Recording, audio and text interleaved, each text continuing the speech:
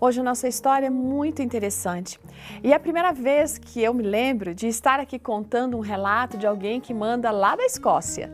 Ela se chama Judith Martin e ela vem falando de um dia estar passeando num pequeno museu lá no Irã, né?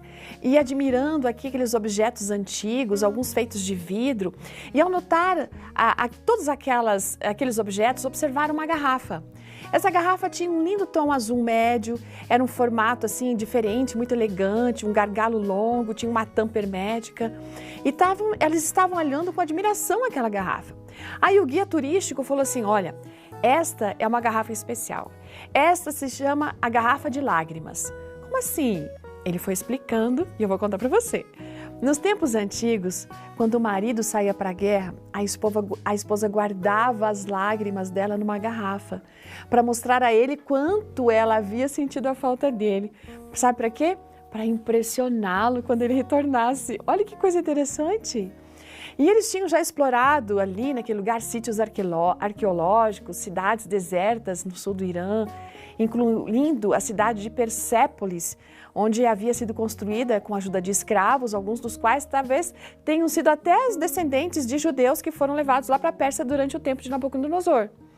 Aquelas belas molduras nas ruínas daqueles palácios, fizeram a nossa amiga aqui voltar no tempo. A cidade onde havia aquele museu, Isfahan, era a última parada na viagem deles. E eles estavam admirados, sabe, com aquela cidade tão fabulosa que havia sido a capital da Pérsia, com monumentos incríveis. Naquele dia, ela aprendeu que as garrafas de lágrimas, tão populares naquela época do Oriente Médio, eram uma espécie de diário líquido.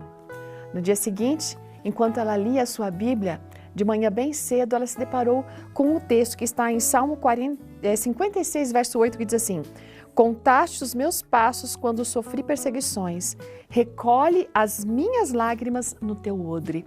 Olha que coisa incrível! E ela pegou e leu de novo. Era uma leitura, sabe, que se encaixava de uma forma tão apropriada às experiências que estavam vivendo. O que será que Deus estava querendo dizer? Ela nunca tinha lido aquele texto antes e, para falar a verdade, eu também não lembro de ter lido. Se ela havia se esquecido, ela não lembra, mas aquilo foi muito significativo. O texto fez com que ela se lembrasse de que Deus conhece todas as nossas peregrinações, os nossos altos, os nossos baixos, ao longo dos anos da nossa vida. Deus sabe do nosso sofrimento, Ele conhece as nossas lágrimas e Ele chora conosco. Sabe que naquele momento ela sentiu que Deus falava com ela de uma forma direta, que Ele estava dizendo que Ele a amava, que sempre havia estado com ela durante todos os seus sofrimentos e até sim para trazer ela de volta a Ele. Não é assim que Deus age conosco também? Ele é um Deus que nos ama, é um Deus que ama você, que ama a mim de uma forma muito pessoal. Ele não é só o Rei Todo-Poderoso do Universo, mas Ele é o nosso Pai, aquele que nos acompanha, aquele que nos guia.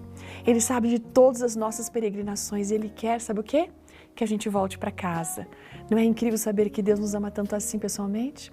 Esse seu amor e sua graça excelsa sempre estão à disposição e nos resgatam. Que coisa maravilhosa. Ótimo dia, até amanhã. Tchau.